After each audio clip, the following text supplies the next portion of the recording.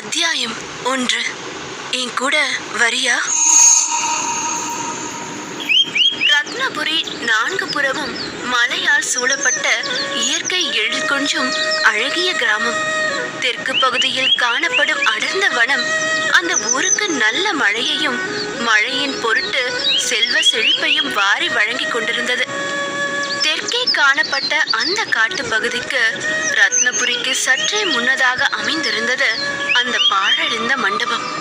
பகலிலேயே வௌவாலின் நாற்றத்தோடு இருள் அடைந்து காணப்படும் அந்த மண்டபத்துக்கு அந்த காலத்தில் வசந்த மண்டபம் என்று பெயர்தான் வசந்த மண்டபமே தவிர அந்த பக்கம் செல்வதற்கே நடுங்கும் சூழ்நிலை.